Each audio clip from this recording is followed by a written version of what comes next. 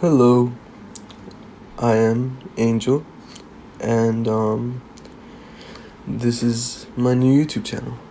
I committed to this yesterday, um, kind of recklessly because I had no idea how to go about, making a video and making the time lapse and setting up the camera and all that.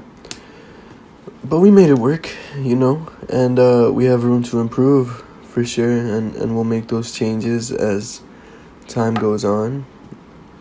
I'm gonna try to do this daily, at least while we are in quarantine, because I think I'll have the time to do so. But, welcome, I guess. Thank you for joining me and checking out my art or being a fan of my art and supporting me. It's very much appreciated. I've been thinking about doing something like this for a few years now, but it took a while to get my confidence to a level where I thought that I would have anything to offer viewers and people that support me. And I'm kind of there now, I don't think anyone should have any holdups about sharing their art and their thoughts on their art. It doesn't necessarily have to be gold or whatever.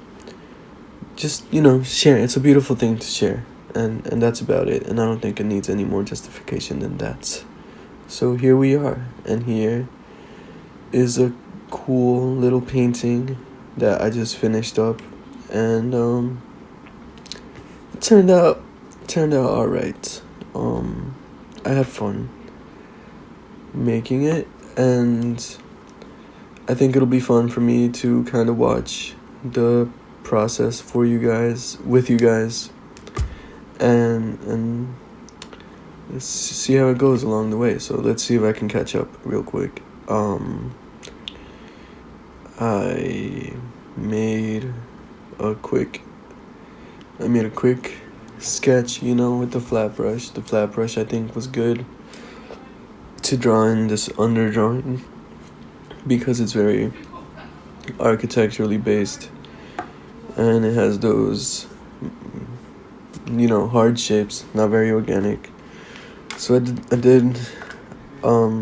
I carefully placed in the shapes for those houses and such, not incredibly precisely, because that is not really what I'm going for, not really about the drawing. I'm very into and excited about the color of the painting and the space, and usually as soon as I'm gonna try to stop saying I'm just nervous. I'm sorry. Excuse me. Usually, when a painting gets to a place that the color has done enough to achieve the mood that I think I was going for, I'll stop it.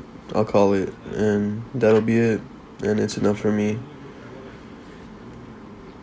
And I'll move on to the next one. So the easiest way for me to go about that is place in the larger shapes. I think it's important for me it's easier to place in what I hope will be the darkest value, and then sometime after that quickly put in the lightest value, and maybe not like the absolute lightest value, no need for that, because if, for example, in this painting, the lightest value is going to be the moon is just going to be a little speck, a little dot there in the middle of the sky. And so if I were to base the rest of my color space just of like that one little speck, it might not be as helpful for me as it would be to just block in the mass of the sky and work off of that relationship, that value relationship. So yeah, basically that's how I go about it. I'll do a quick drawing, and it's probably not too different to most painters. Like, it's nothing groundbreaking here, you know. But yeah, quick drawing, blocking the mass shapes like shadow, and the highlight, and then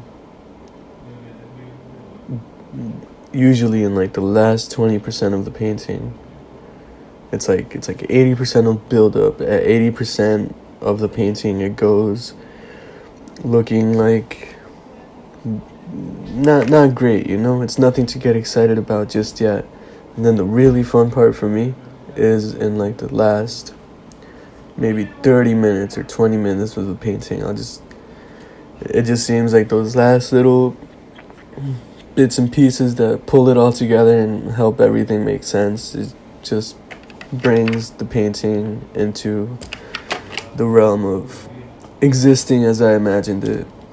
And it's exciting, and it can be really fun, or it can be really frustrating. I mean, the build up to get to that 20% where it's exciting and everything starts to fall together, like, that is basically like a thriller movie, the equivalent to maybe like a really good thriller movie. Leave your favorite thrillers in the comments below. Weird to say, but yeah, and then it pulls together and throw some color in there, jazz it up a little bit, call it done, and never look at it again. I tend to not go back into paintings. I think maybe I've only done that once or twice ever, going back into a painting and like fixing this and that, because at this point in my artistic journey, I think I find it better to just make it work, like let it speak to me,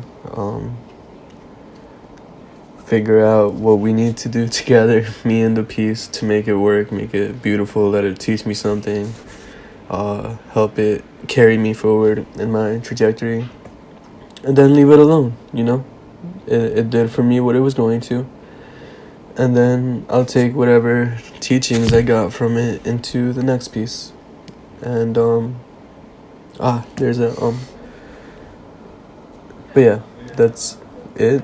Okay, so the video is getting short. I think that was a nice little monologue for an introduction. So, but I do have some questions from Instagram that I will try to quickly address. And also, the poll said that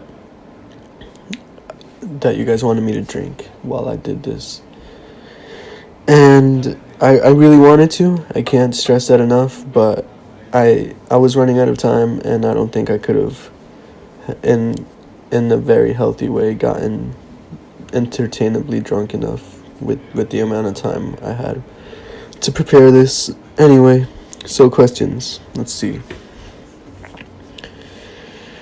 Question 1. When did my art adventure start, and how long have I been painting with oils? That is from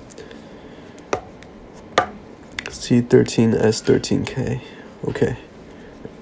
So I started my adventure with art in, I think, 2014. Yeah. I started taking art seriously in the summer of 2014. It was after a breakup, and I was very bored, and I didn't have any friends. I didn't know what else to do, so I filled up a sketchbook, and that was that. And I'm very thankful for it. Best breakup ever, I'd say. Thank you for the question. And lovely, amazing Crystal _ PEREIRA asked me if I recommend any books about landscape painting. And yes, I do. There is one book I recommend about landscape painting, and it's called Carlson's Guide to Landscape Painting by John F. Carlson. And it was gifted to me by one of the most lovely professors I had in my time at SVA.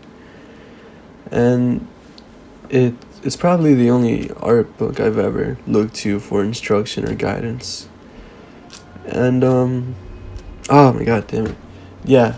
I recommend it. Look into it. It's very digestible. It's broken up real nicely, and even if it doesn't offer you anything new, which I'm sure it would, it will reaffirm some things that you have, run into while painting landscapes. Thank you, Crystal. Space underscore chimp underscore art, aka lovely Laura, aka Larry, ask, why am I so cool? And I guess my only answer to that would be I am not cool enough to know how to answer that. Thank you for the question.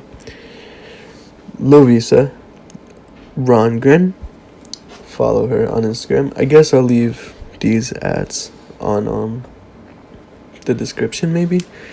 But Lovisa asked me what is the ugliest color, and for the longest time I really avoided yellow and green. You could not find them anywhere on like my earliest paintings. I wasn't appealed to them. I was going for some very soft, dreamy feelings in my paintings, and yellow and green did not seem to coincide with that. So, thank you for the question, Lovisa. Pain asked me, what do I hate most about painting? I hate that the pressure I felt painting this painting today. I would be lying if I said I did not feel the pressure of the painting tonight, the pressure of the camera, because it was weird. It totally changes the whole dynamic for me. I hope I get used to it. I don't know that I'll be able to keep doing this if I don't get used to it. I actually think this painting suffered it because of it. So yeah, at the moment, I don't like that. But I guess that's not really about painting. But you're gonna have to take it. Sorry. Thank you for the question. Someone just said keep it up. Thank you. Some Chastine T1 asked me, when painting with photo reference, how do you select what to paint next? So basically, for the past several months, I've been a part of what we call Kanyo. It's an artist group. It's an artist community. You can join us if interested. It's really cool. But one of the really awesome things about that community is that we have a chat in which we just dump references to, like people from all over the world just dump reference images that we can, like, any of us can use for our art. And a lot of the time I just look through there, and since I'm painting almost every day, I just pick something that pulls me toward it on that day. And if that's not the case, then I will. I have like so many pictures from so many years ago, just through time, of landscapes and things that I thought were cool. Like I, for a very long time, have been in the habit of just taking pictures of things that I find interesting, things that hit me, this or that. And yeah, it's not usually the case that I go out seeking pictures, they just come by in day-to-day life, and I feel lucky when they do, but they don't always. So the Kanyo reference chat is great for that. Shout out Kanyo. And that was the last question, and thank you everyone for watching, and feel free to leave any suggestions. This is the first video and it was very rough. Thank you if you stuck with me the whole way through. If you don't already, by any chance, follow me on Instagram. Follow me on Instagram, if you please, at ugly.colors, and you can check out my big cartel, where this painting and many others are for sale, at uglycolors.bigcartel.com. And if I'm truly a cool person, I will see you here tomorrow with another video. If not, I'm not so cool. stay safe and be kind, and thank you. Good night.